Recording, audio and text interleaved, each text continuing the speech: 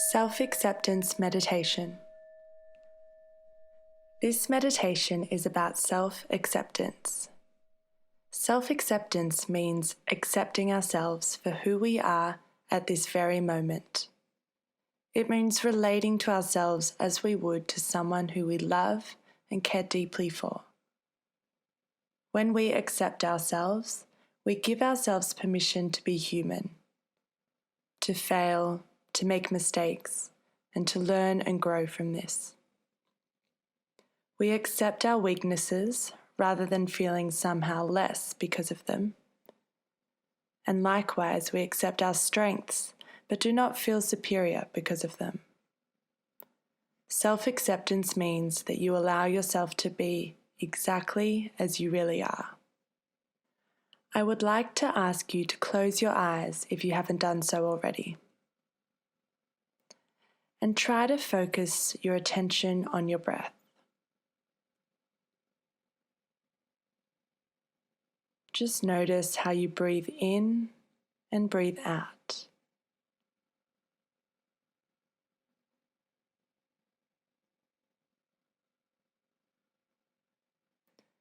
Allow yourself to focus fully on doing just that, breathing in and breathing out.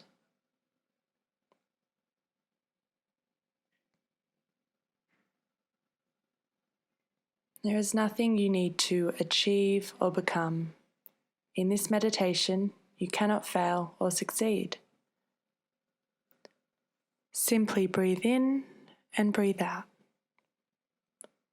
Feel how the air flows through your nose, how your chest expands when you breathe in, and how the air moves out when you exhale.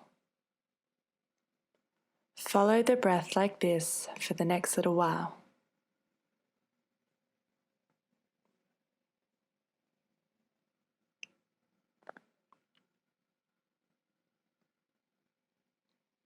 Self-acceptance, as the name suggests, is about the self. But who is this self? Who are you? Let's go and explore how your self developed. For this, I would like to ask you to go back with me in time. Imagine the moment that you were born. The moment you came into this planet, into this world, as a little baby. You had no idea about right or wrong, no idea about anything really. You just were. You were looking at this world with brand new eyes. Try to visualize yourself as this little baby as vividly as you can.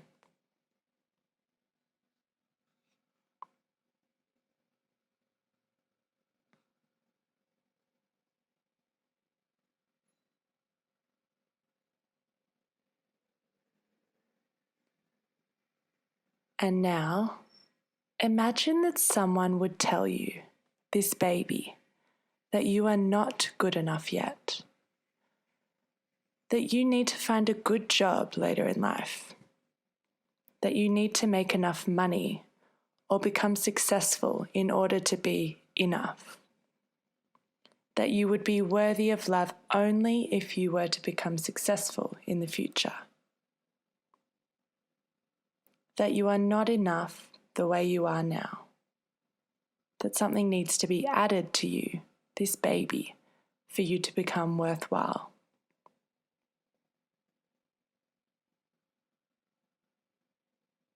Can you imagine yourself saying to your own newborn child that it is not good enough yet?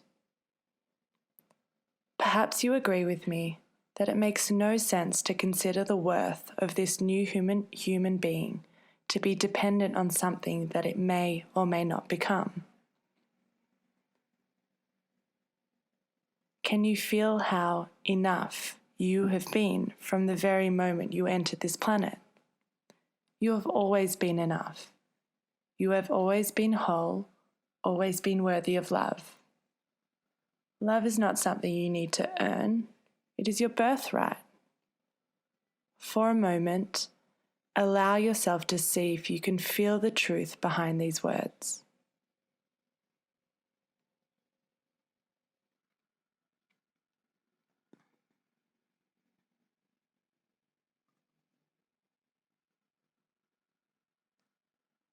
And now, let's slowly move into the future.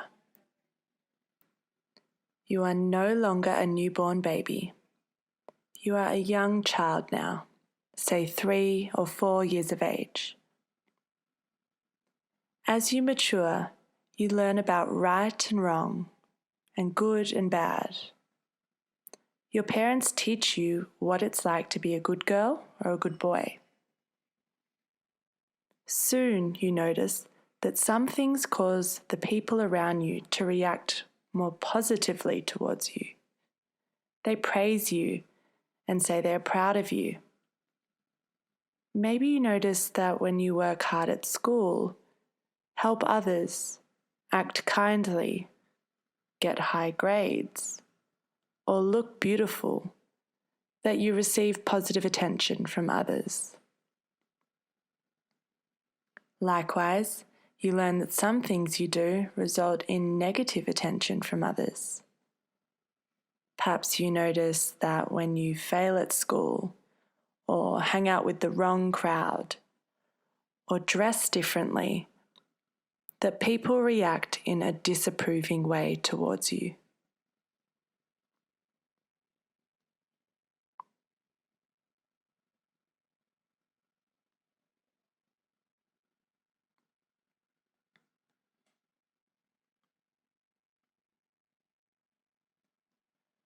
Soon you learn that some things cause the people around you to approve of you and perhaps even admire you.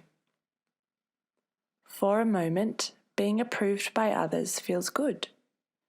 It feels as if you are good enough. It feels as if you are whole, that you are loved.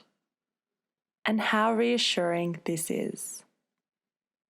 However, this feeling of reassurance does not last long. And you now need to make sure that after this moment of praise, you continue to get their approval. It's almost like a drug. Once the effect is gone, you need more. And so you continue to do what will give you that feeling of relief or that feeling of being good enough.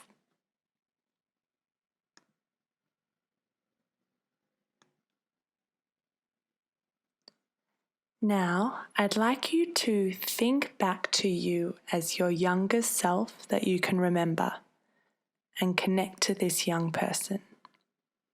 So I'd like you to really remember what it felt like to be you at this young age. And now this might take a little time, but just see how far back you can go and try to connect to yourself as this child. Perhaps you're around 7 years of age, where you can really remember being you. Or maybe you're closer to 12, or maybe older. How far back you can travel doesn't actually matter. All that matters is that you connect to yourself at this younger age. So go ahead and connect to this young person now.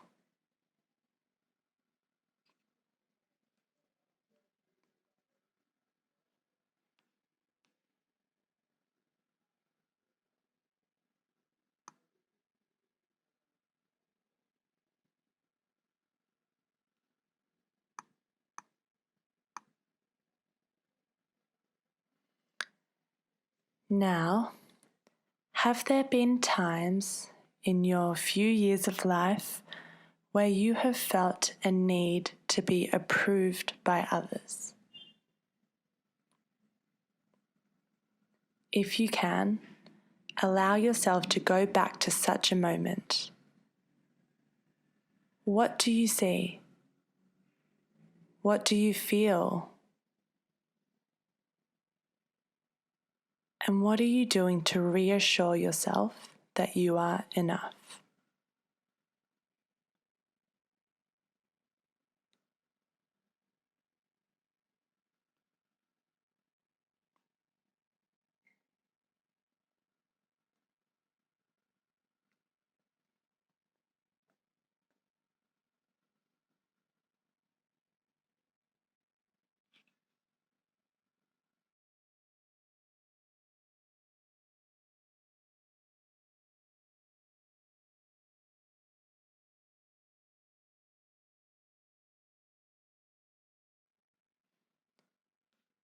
Okay, now let's continue to move forward in time.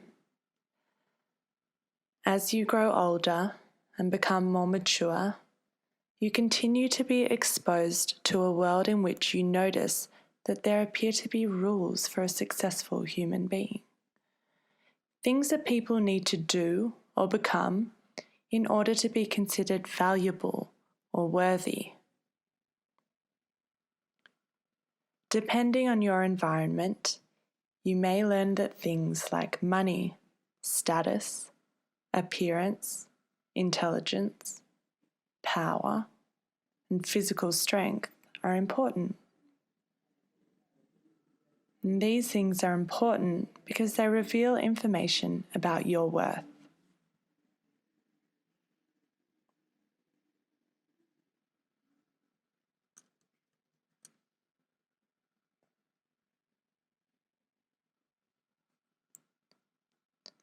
Now, for a moment, try to remember what it was like when you were a teenager or a young adult.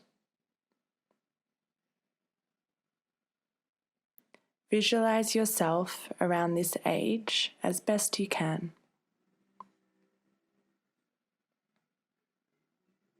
What was important to you at this age? What were you striving for? What did you believe made you worthy, successful, or enough?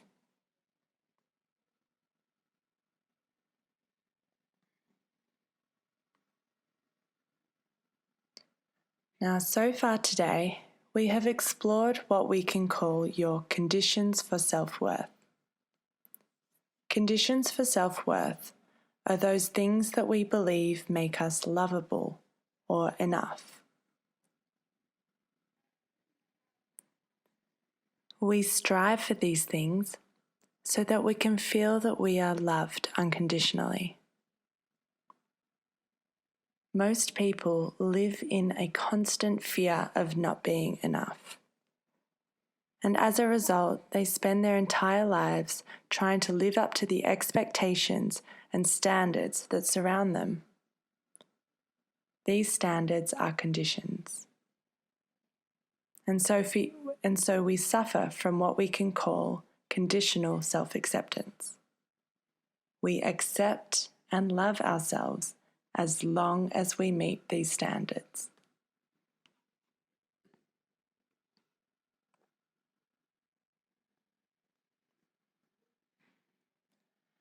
Okay, now come back to this present moment. Keep your eyes closed, but bring yourself back to where you are right now. So sitting here in this room with my voice. Consider your current life as you know it today. Are there standards that you've picked up during your life that you are still using to evaluate yourself today? If so, what are they? And how do you know that these standards are still influencing you?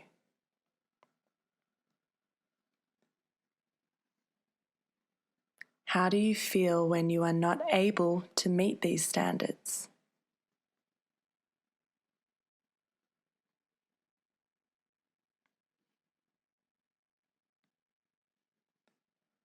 Imagine the little child inside of you, the child you once were, who was afraid of being unloved, that they might do something that will cause other people to disapprove of them. And now visualize that this little boy or little girl is standing in front of you, looking back at you. You can feel the child's fear of not being enough. This child is in deep need of being loved.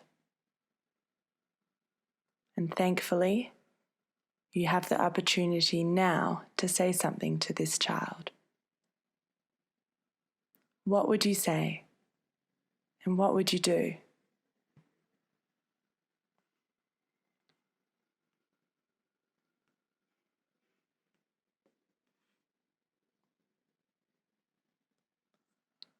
Can you see that everyone is equally worthy from the time they are born until the time they die? As a child, you may achieve very little, and yet you are still precious and worthwhile. And when you are old or ill, relaxed or asleep, or simply doing nothing, you still are worthy.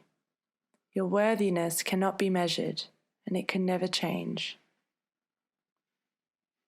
During your lifetime, you may do bad things, but these things don't make you a bad person. Similarly, you may do good things, but these don't make you a good person.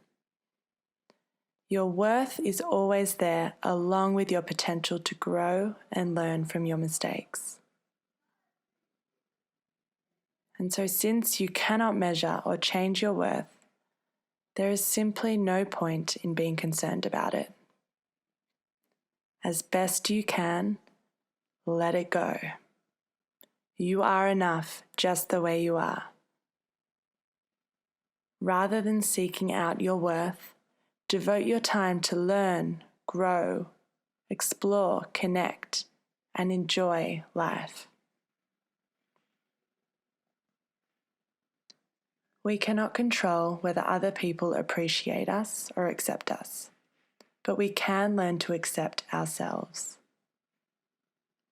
So now, if you're ready for it, you can decide to make an intention to become more accepting of yourself. This is a moment in which you can decide to see yourself for who you are, rather than what you believe you should be. To start with, allow yourself to be exactly as you are in this moment. How do you feel right now? Whatever you feel at this moment, whether it's pleasant or unpleasant, allow it to be there. This is you at this moment, and that's okay. You are okay the way you are right now, regardless of what you think or feel. So just notice what goes on in your body. Perhaps you can notice some tension in your shoulders, or tingling, or even pain in your stomach. Maybe you feel relaxed. Perhaps you don't feel much at all, but whatever your experience is, it's all good. Now, if you'd like, you can say to yourself, it's okay. Whatever I feel, it's okay. Let go of the need to mold your feelings into something different. This is you at this moment, and that's enough.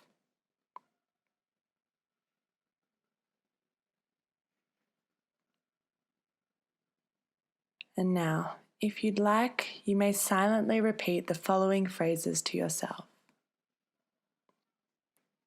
May I accept myself for who I am right now.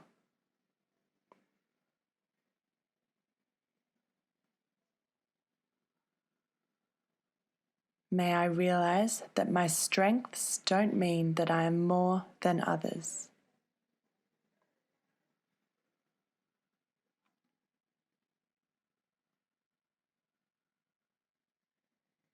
May I realize that my weaknesses don't mean that I am less than others.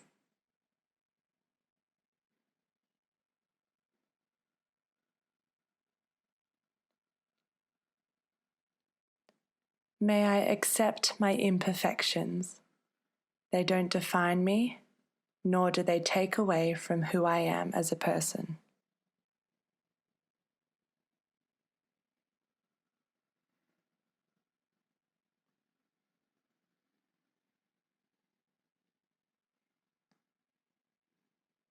May I feel and deeply know that I am enough now, and that I will always be enough, regardless of what happens.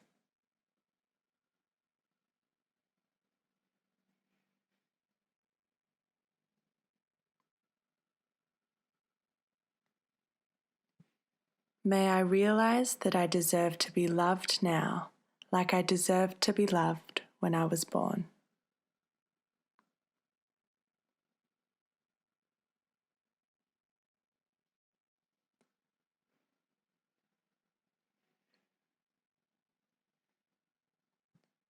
May I treat myself the way I treat those who I care deeply for.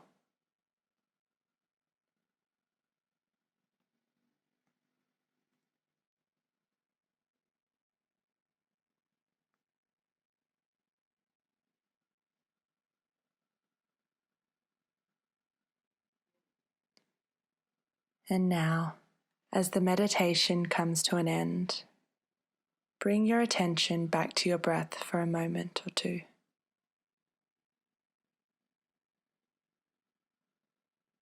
And when you feel ready, open your eyes.